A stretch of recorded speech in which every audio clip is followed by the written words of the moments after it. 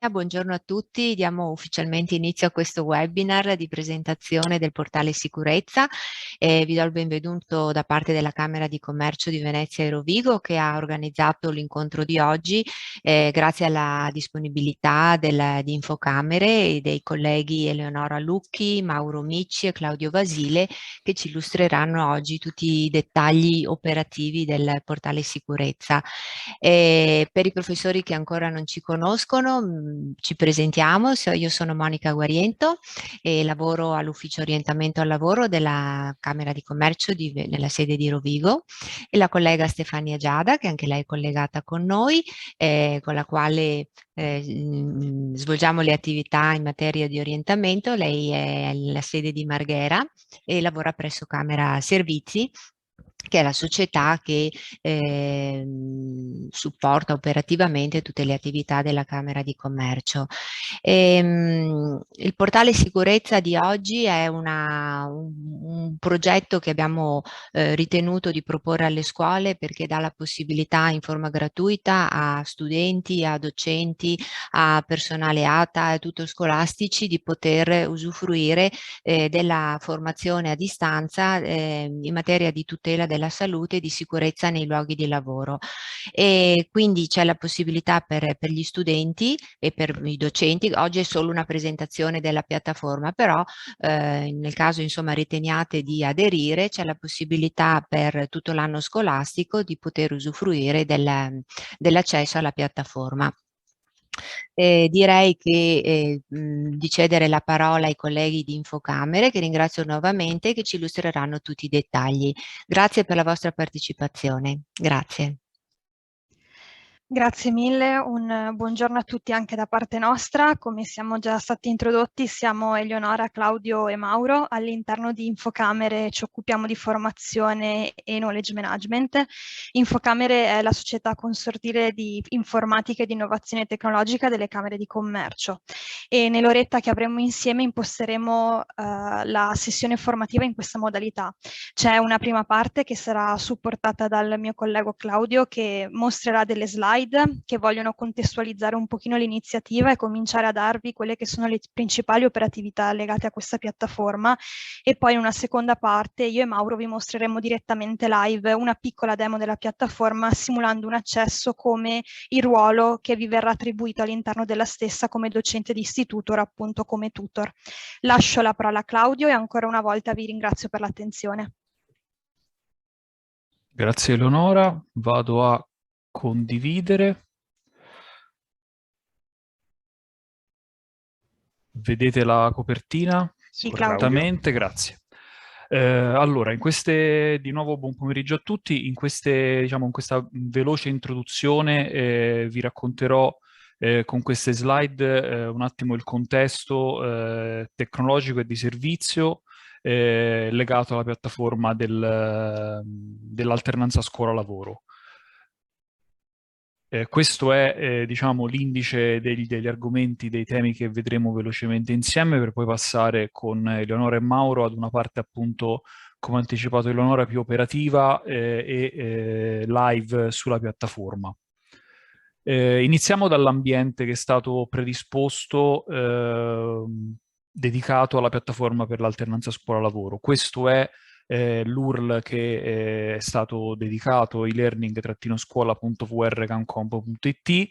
Il servizio, diciamo, la piattaforma sfrutta un'istanza di Moodle, che è un LMS, quindi Learning Management System, uno dei più diffusi per quanto riguarda la formazione a distanza in generale, soprattutto in ambito scolastico ed universitario. Risiede all'interno del CED di Infocamere, quindi il centro di elaborazione dati gestito di proprietà di Infocamere, ospita l'istanza sul quale gira il servizio dell'e-learning scuola, alternanza scuola-lavoro. Diciamo, i punti che danno maggior valore allo strumento Moodle sono innanzitutto quelli legati all'accesso. Noi abbiamo tramite la piattaforma la possibilità di garantire Innanzitutto l'accesso in compliance con DL semplificazione tramite l'identità digitale, quindi SPID e CIE, per gli utenti maggiorenni e come da diciamo recente circolare del Ministero, mantenere per gli utenti minorenni che in questo momento non possono ancora avere un'identità digitale, mantenere l'accesso tramite username e password. Il sistema Moodle ci permette anche di gestire con molta facilità, sia a livello di amministratori, quindi a livello di back office, sia diciamo a livello di user experience, dei livelli e dei profili per quanto riguarda l'utenza. Quindi noi possiamo ad un singolo utente che accede appunto con l'username e password o con la sua identità digitale, associare un profilo che può essere quello dello studente. Ovviamente in questo caso quando io parlo di studente ne parlo in senso lato, ovvero di utente che deve fruire e deve seguire dei corsi learning all'interno della piattaforma, quindi è lo studente della scuola tout court, insieme a, per esempio, come anticipava prima la collega, anche per esempio il personale ATA che deve seguire e che deve ottenere la certificazione per quanto riguarda i corsi sulla sicurezza. Parallelamente al profilo dello studente c'è ancora più importante una customizzazione, una personalizzazione del profilo di docente di istituto, quindi del tutor che ha un livello diciamo maggiore di autonomia all'interno di piattaforma. Vedremo poi live con i colleghi cosa può fare e io ve lo anticiperò in conclusione, e quindi ci permette di dare un maggior grado di autonomia al docente che deve seguire i propri studenti e portare avanti con loro il percorso in piattaforma. Per quanto riguarda i corsi, quindi i contenuti veri e propri che sono erogati tramite la piattaforma, i corsi sono due, quello della formazione generale e quello della formazione specifica a rischio basso. Le istanze che vengono predisposte, create all'interno della piattaforma sono dedicate esclusivamente all'istituto, quindi ogni istituto ha il suo corso personalizzato, personalizzato tramite il codice meccanografico al quale gli studenti fanno accesso e al quale il tutor appunto può accedere per seguire i propri studenti. In queste slide, sulle quali vado molto velocemente, ma vedremo poi in piattaforma i contenuti parzialmente, e comunque ecco, questi sono gli indici poi a disposizione dei due corsi. Questo è quello della formazione generale appunto, e la formazione a rischio basso che ecco, è un pochino più lungo come percorso formativo. Arriviamo velocemente al flusso di lavoro che è stato impostato per garantire in maniera più efficace le abilitazioni e le attivazioni delle scuole all'interno della piattaforma.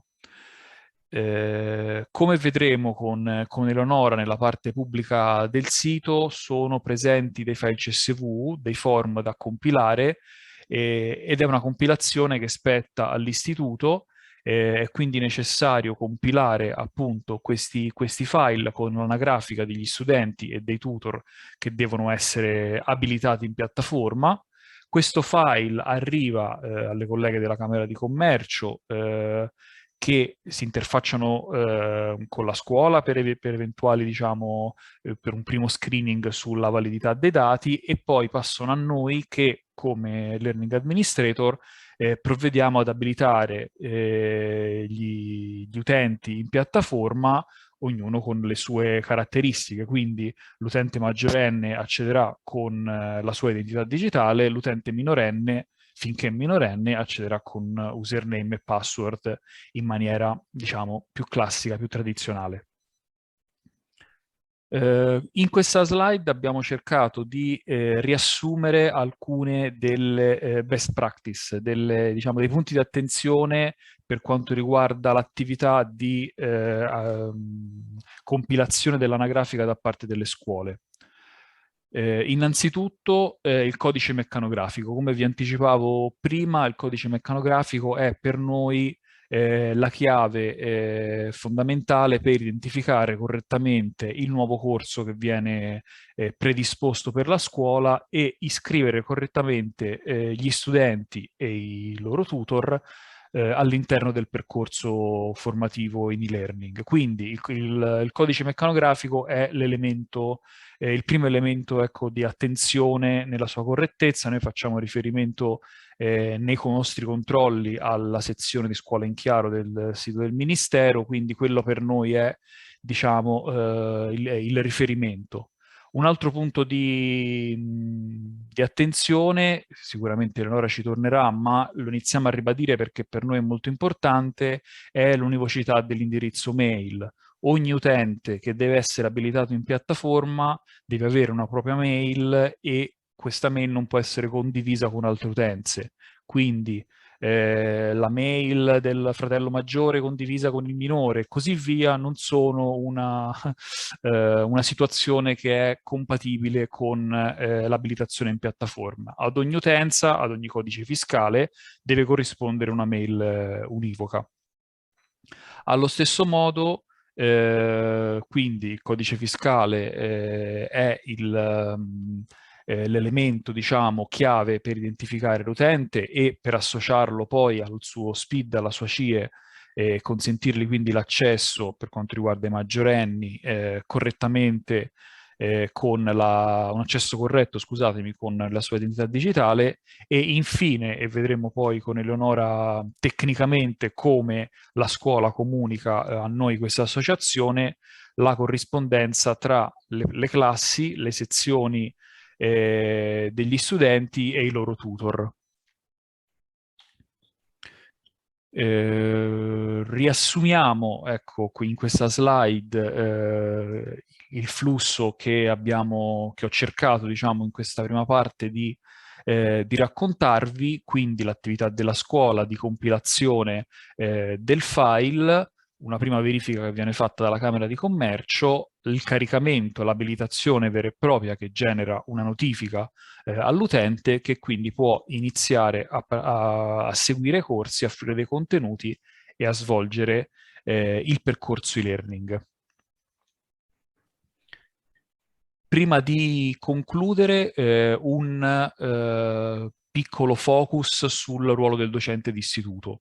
Questo è un ruolo che abbiamo personalizzato ad hoc sull'istanza Moodle, su diciamo, la piattaforma dedicata alle scuole per quanto riguarda questi percorsi formativi che permette all'utente a cui viene associata questo profilo, questo ruolo all'interno della piattaforma, tutta una serie di attività che vedremo più avanti con Mauro live direttamente accedendo come un docente, un tutor in piattaforma e che si declinano in aspetti diversi, quindi c'è, come vi avevo anticipato, la visibilità, la possibilità di visionare l'evoluzione del percorso formativo da parte degli studenti associati a quel tutor, la possibilità di modificare l'attestato conclusivo che viene rilasciato automaticamente in piattaforma e quindi personalizzarlo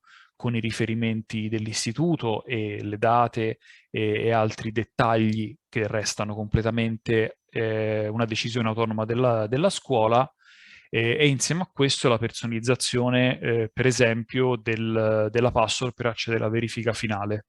I percorsi, come vedremo, prevedono una serie di verifiche intermedie che sono necessarie per poi arrivare alla verifica finale. La verifica finale, che spesso è svolta, diciamo, in presenza in classe, prevede una password che il docente può personalizzare autonomamente e vedremo anche per singola classe come procedere con questa personalizzazione. Concludo questa volta per davvero, questa presentazione introduttiva, solo con uno sguardo d'insieme dello stato attuale della piattaforma, i numeri che si sono sviluppati negli anni, diciamo, dal 2017, che è stato, diciamo, l'apertura con Verona, e poi, come vedete, le altre province che si sono aggiunte e si stanno aggiungendo per arrivare al go live in questo anno scolastico, appunto, della Camera di Padova e del Delta Lagunare, e quindi, diciamo, i 23.000 studenti attuali sono sicuramente per noi un punto d'arrivo per quest'anno scolastico e un punto di partenza da qui in avanti, anche insieme a voi. Io ho concluso questa parte introduttiva. Se non ci sono già dubbi, domande, ecco, rivedremo tutto insieme a Eleonora e Mauro direttamente in piattaforma, quello che vi ho raccontato. Io innanzitutto interrompo la condivisione e lascio la parola ad Eleonora, se non ci sono già Grazie dubbi. mille Claudio, magari aspettiamo un attimo se c'è qualche dubbio così rispondiamo, altrimenti procediamo con il resto degli argomenti. Ok, allora vado a condividere direttamente il mio schermo ed eccoci qui, dovreste vedere correttamente. Confermo. Grazie mille. Allora, questa è la nostra piattaforma che ci ha raccontato Claudio fino a questo momento.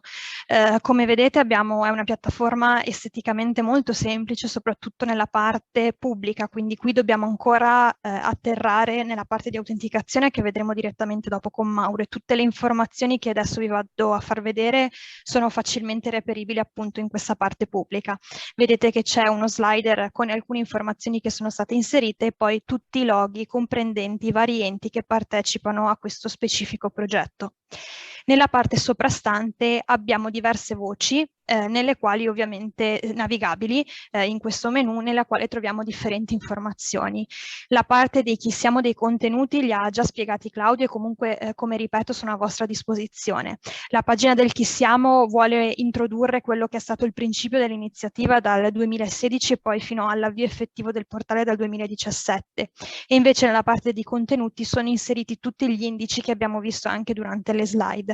Quindi spostiamo la nostra attenzione in quelli che sicuramente sono le voci di menu che sono parlanti e sono ovviamente più utili per voi per avviarsi verso una corretta abilitazione alla piattaforma stessa e dove reperire ovviamente le informazioni che vi possono essere utili per il vostro lavoro di tutor. Partiamo quindi con la parte delle abilitazioni, che sicuramente è la fase, se vogliamo, un pochino più delicata e magari anche un pochino più particolare rispetto magari alle altre operatività che andremo a vedere all'interno della piattaforma. Come ha già spiegato Claudio, i file di abilitazione sono principalmente due: studenti e tutor.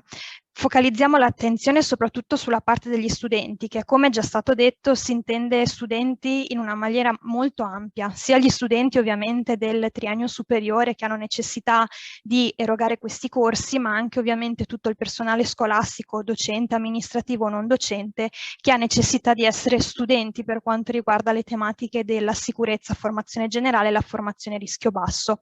Invece il file tutor diciamo che è una copia più o meno simile e adesso andiamo un pochino a vederla nel dettaglio. Come vedete avete questi due pulsanti con elenco studenti ed elenco tutor che, se cliccati, vi permetteranno di scaricare i file in formato CSV all'interno del proprio computer. Io per comodità ne ho già uno qui aperto, che vi faccio vedere solamente per prendere un pochino confidenza con quello che è il file che viene scaricato. Come vedete è un record molto semplice nella quale bisogna andare a compilare dei dati. Adesso mi risposto ovviamente sulla piattaforma, dati che sono esplicitati in maniera molto chiara in questa parte del portale. Come vedete le stesse voci che troviamo all'interno del file CSV che vi ho appena proiettato le troviamo anche in questa tabella esemplificativa.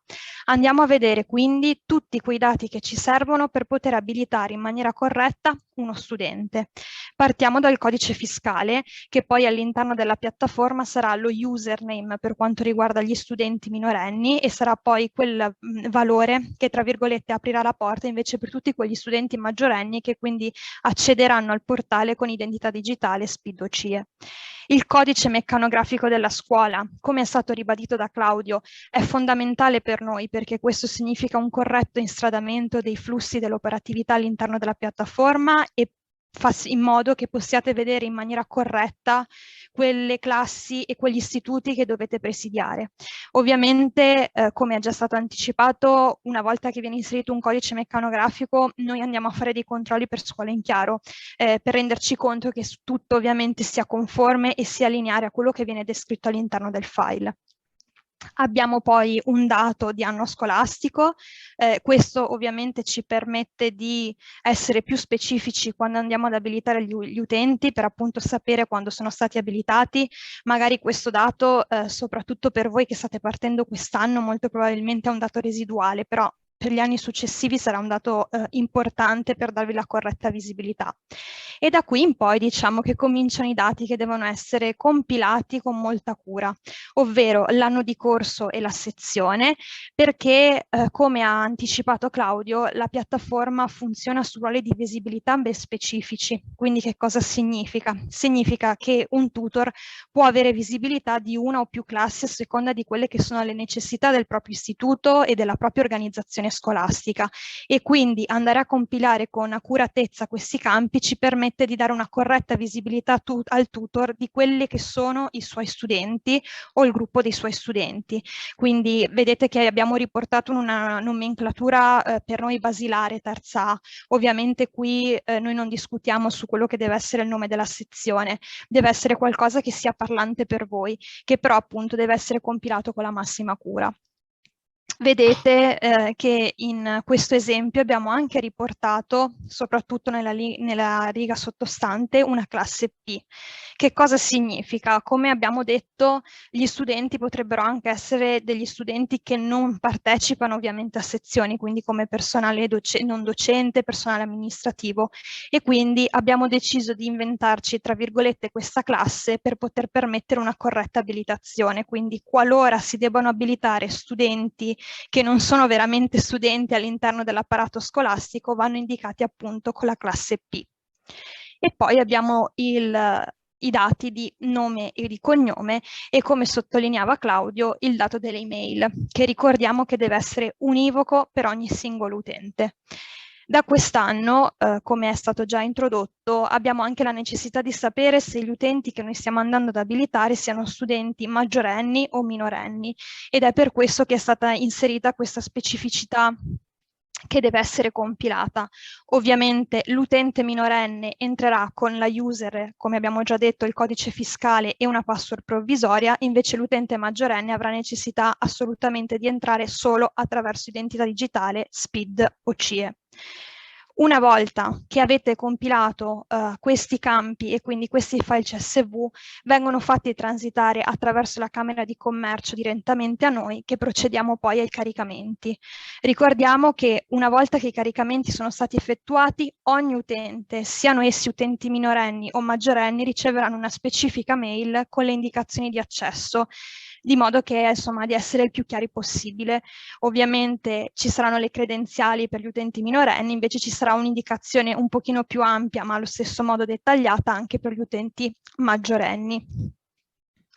Scorrendo nella pagina sottostante possiamo notare che anche la compilazione per il file tutor è esattamente uguale a quella che noi abbiamo appena visto. Decade ovviamente solo la colonna degli utenti maggiorenni o minorenni, perché ovviamente i docenti tutor è un personale maggiorenne, quindi ha l'obbligo di accesso tramite SPID e CIE. Vedete che i campi sono esattamente lo stessi, quindi codice fiscale, meccanografico, anno scolastico, anno di corso, sezione, nome, cognome ed email. Anche in questo caso ovviamente la mail deve essere univoca. Abbiamo anche ipotizzato prima che magari un unico docente possa seguire più sezioni e più classi all'interno di una scuola. Se ci affacciamo a questa specificità, vi chiediamo di riportare tante righe quante sono le classi che il singolo docente deve poter seguire, di modo che noi possiamo muoverci in un'autorizzazione, in un'abilitazione in piattaforma sempre più semplice e puntuale possibile. Anche in questo caso il tutor riceverà specifica mail una volta che è stato caricato all'interno della piattaforma. Diciamo che abbiamo cercato, per quanto magari non sempre in questo momento, di lavorare con la semplicità, quindi di ridurre il più possibile quelli che sono i file che devono essere compilati per essere correttamente abilitati all'interno della piattaforma. Questa pagina, come vi dicevo, è sempre accedibile, appunto nella parte pubblica, di modo che abbiate la possibilità di scaricare questi file e di poterli compilare correttamente per poi inviarli direttamente alla Camera di Commercio di appartenenza. Per andare a vedere quelli che sono i contatti attraverso cui voi dovete veicolare questi file, c'è appunto l'apposito menu di contatti, che andiamo a vedere insieme, nei quali potete reperire le specificità della vostra Camera di Commercio. Quindi eccoci qui, in questo caso la vedete in sovraimpressione.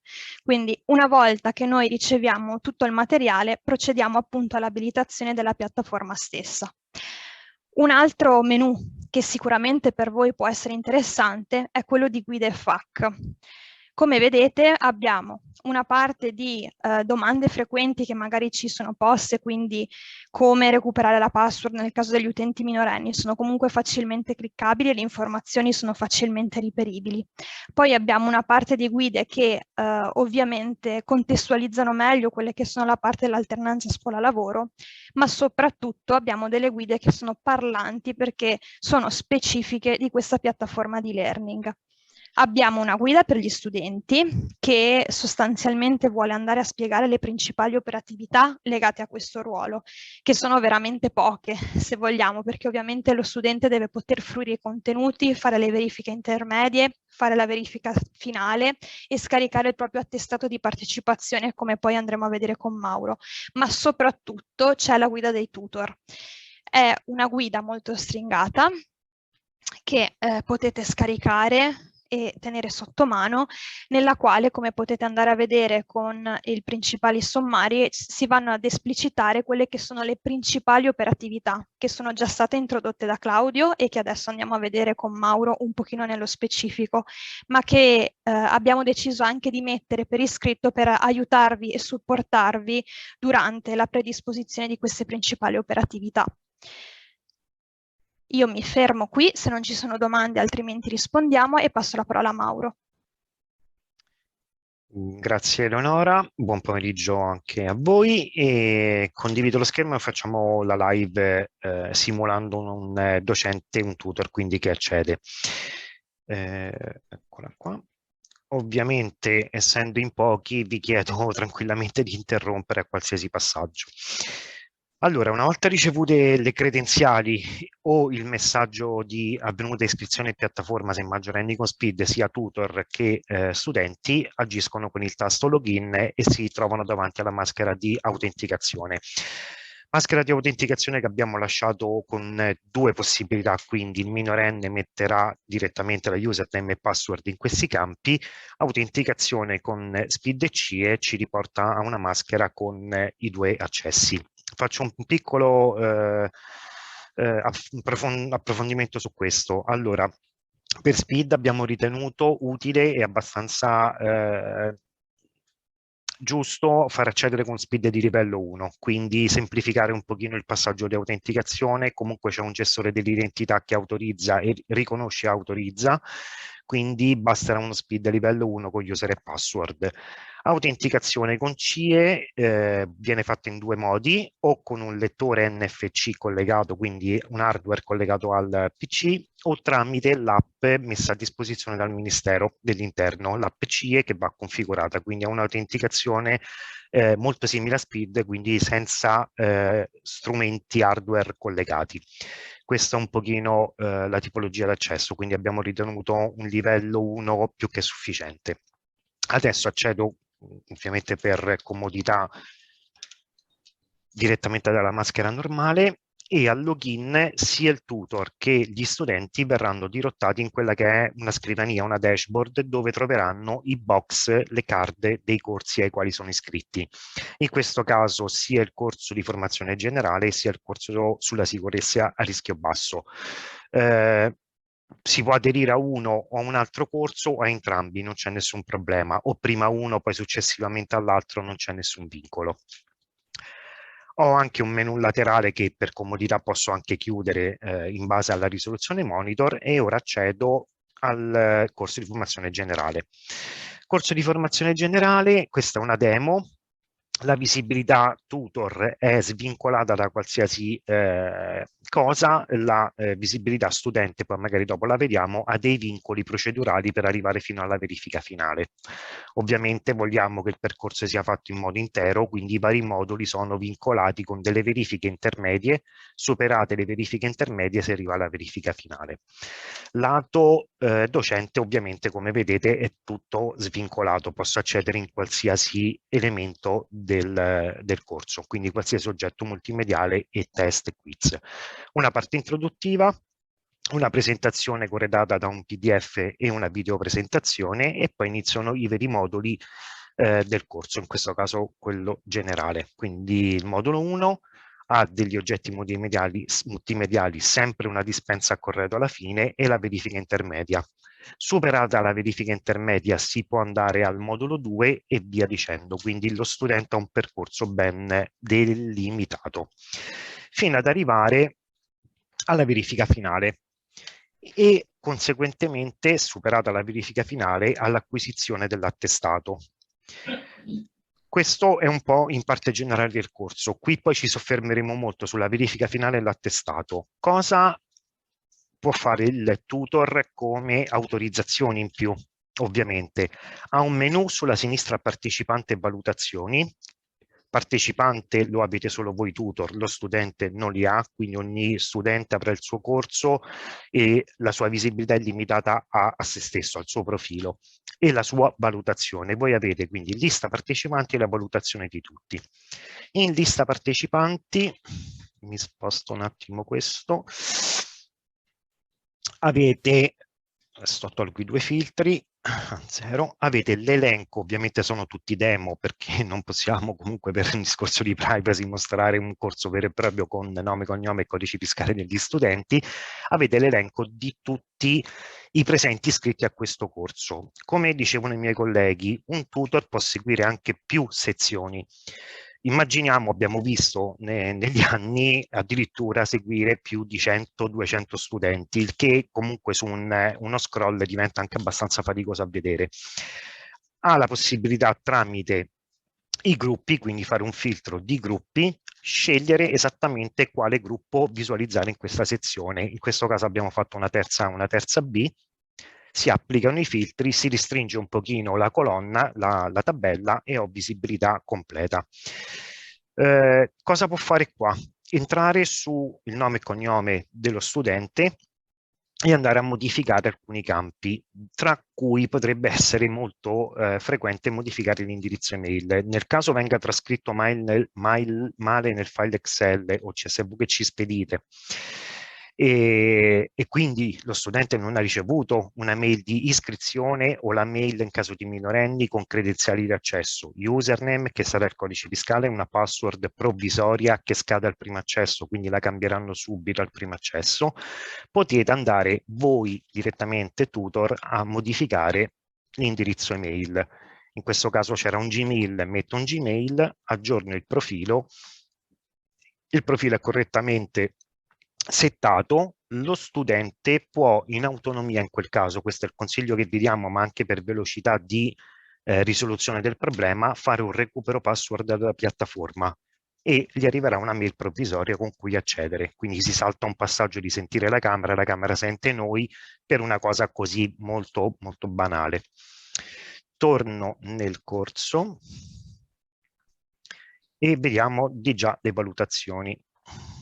Allora, anche qui le valutazioni possono essere filtrate per gruppo da questo menu a tendina, quindi non c'è un filtro, ma c'è proprio un menu a tendina e ci mostra, in questo caso mi prendo forse la terza B, vediamo un attimo, sì, mi prendo la terza B, l'elenco sempre degli studenti e le varie verifiche intermedie, verifica modulo 1, 2 e 3. Ovviamente se vedete un punteggio sulla verifica modulo 1 significa che tutti i moduli del modulo 1, quindi quello che abbiamo visto prima, sono stati tutti visionati fino al completamento. Qui c'è la votazione intermedia delle verifiche.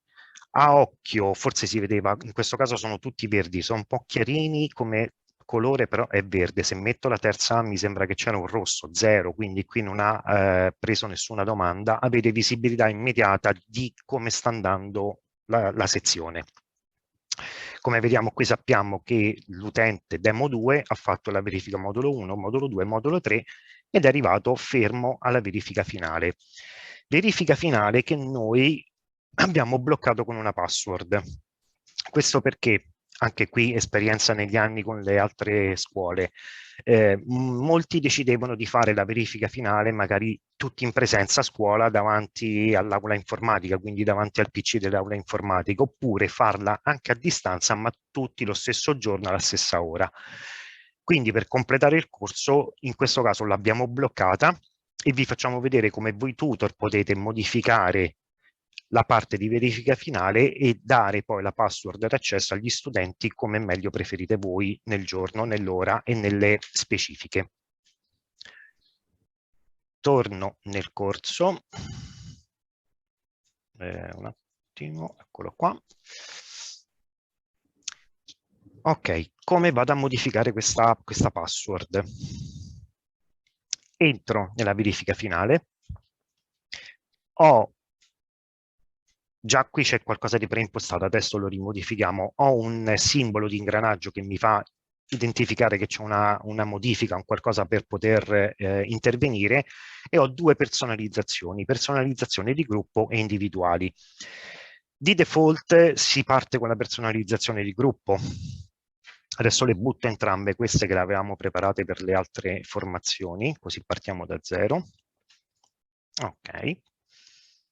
Aggiungi personalizzazione di gruppo. Cosa posso fare? Per la sezione terza A o per la sezione terza B, decido io gradualmente, inserisco intanto una password d'accesso e magari metto Delta Lagunare. Posso decidere anche di far eseguire la verifica finale in un determinato giorno, in una determinata ora. Quindi il quiz si aprirà con password il giorno, magari mettiamo 10 novembre, alle ore 9. Posso anche dare un orario di chiusura, di default non viene mai messo. Posso decidere, questo sempre a discrezione vostra, se abilitare un tempo massimo per fare il quiz, tipo 30 minuti. Se metto questa opzione e l'abilito, nel momento in cui lo studente cliccherà sulla verifica finale e parte il quiz, ci sarà un countdown di 30 minuti che va a scalare. Lui deve consegnare, deve finire, terminare il quiz entro quei minuti. Ripeto, tutto a discrezione vostra. E i tentativi permessi. Noi di default lasciamo nessun limite, quindi può tentare quante volte vuole. Ovviamente nella votazione ci sarà il voto più alto che ha ottenuto, ma si può dare un limite di 1, 2, 3 tentativi, questo sempre a discrezione. L'importante è la password e si salva. Terza A, terza B fare la stessa cosa, quindi aggiungi personalizzazione di gruppo, mi seleziono l'altra sezione, modifico la password, chiamo test, l'abilito e salvo.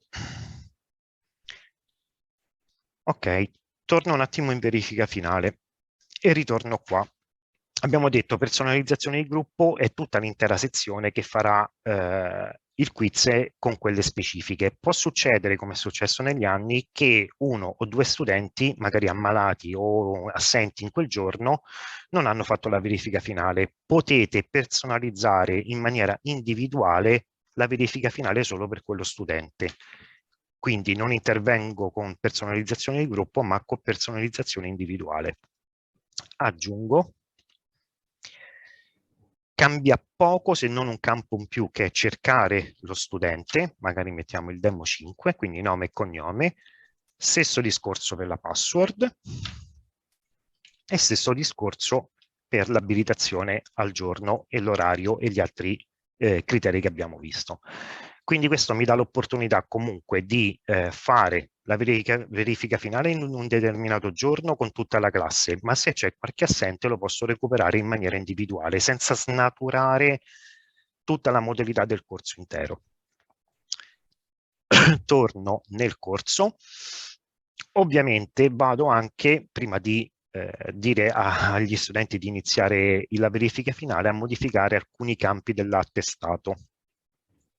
Attestato che è per gruppi separati, quindi in questo settore troverete l'elenco dei certificati ottenuti, ossia a verifica finale superata lo studente riceverà un attestato via mail. Voi li vedete qui tutti elencati con la possibilità di vedere nome e cognome, ovviamente non ci sono adesso, data del certificato con ora e un codice univoco e la possibilità di scaricarlo in PDF, quindi il download. Quindi avrete l'elenco diviso per sezioni. Però prima cosa va modificato, quindi la prima cosa in assoluto che dovrete fare è entrare in questa sezione e modificare solo il secondo, terzo, quarto e quinto label che vedete. La prima è una copertina, va messa lì proprio d'appoggio, non la possiamo spostare, altrimenti l'avremmo messa in fondo. Quindi vado a modificare il nome della scuola, tutte le modifiche sempre con l'icona a ingranaggio, quindi clicco sul nome scuola, dove c'è scritto inserire tra parentesi quadri il nome della scuola, metteremo liceo, non so, adesso me lo invento, liceo Fermi, e vado a salvare. Altre cose che aggiungo dall'AL, il periodo del corso, nome organizzatore del corso, che potrebbe essere il dirigente scolastico, e vado a salvare le modifiche. L'attestato, se volete vedere come viene, cliccate salva modifiche e visualizza attestato, ha riportato in automatico il nome in manuale il nome che avete dato voi all'istituto scolastico. Porterà in questo caso il nome dello studente, nome e cognome, qui mi prende docente 1 che vedevamo prima. Codice fiscale lo riprenderà in automatico e poi dovete aggiungere, come vi ho fatto vedere prima, la parte di data inizio e fine corso e l'organizzatore del corso, quindi inserire il nome del soggetto. Dirigente scolastico è quello che abbiamo visto tra i più utilizzati dalle scuole. Poi, ovviamente, la verifica sarà voi avete la visibilità tutor, vedete tutto, l'attestato sarà visibile allo studente solo dopo aver superato la verifica finale. Quindi tutto è abbastanza vincolato tra i vari pezzi che vedete. I vari flag che vedete sulla destra danno anche idea allo studente delle modalità della conclusione dei moduli multimediali che sta facendo, quindi una percentuale progressiva. Vi ricordiamo anche una cosa, il corso è sempre disponibile allo studente. Non è detto che lo deve iniziare e finire subito, lo può riprendere nel giro di 1, 2, 3, 4 giorni con le tempistiche che meglio ritiene. Dal menu di sinistra, se torno in dashboard, avrò sempre, in questo caso non mi sta caricando, ok, perché sono come docente, avrà sotto questa card una percentuale di completamento, 10, 20, 30, 33, 34% in base a come ha terminato. Ottenuto l'attestato, il corso sarà completo al 100%. Stesso identico discorso su rischio basso.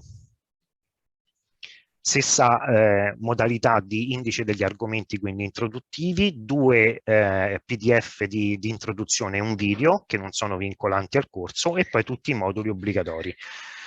Modulo 1, 2, 3, 4, eccetera, eccetera. Questi sono tutti oggetti multimediali, ad ogni oggetto multimediale c'è una verifica. E si va avanti fino alla fine. Se non ricordo male, in questa è una demo, dovrebbero essere 13 moduli, poi concretamente qui ne abbiamo lasciati 12. Verifica finale e l'attestato. In questo caso vi abbiamo fatto vedere anche una differenza. Ci sarà un attestato per lo studente e l'attestato per il personale scolastico, personale ATA, amministrativi, come hanno detto prima i miei colleghi, quindi sono ben differenziati nella scrittura delle varie cose all'interno, come sono differenti gli attestati di rischio generale e rischio basso. quindi ogni categoria ha il suo tipo di certificato, proprio per dare una precisione nei vari percorsi. Non mi sembra di essermi dimenticato altro, chiedo a Claudio e Eleonora, di solito ormai ne stiamo facendo talmente tante che a volte diamo per scontato qualcosina, però sono veramente le principali e semplici funzionalità che servono al tutor per monitorare la sezione degli studenti. Se avete domande, vogliamo rivedere qualcosa, non abbiamo nessun problema, non c'è, facciamo tutto. Chiaro? Sì, io avevo una domanda, Sì. anzi veramente ne è avuto, perché non sono dal punto di vista operativo, perché è stato chiarissimo.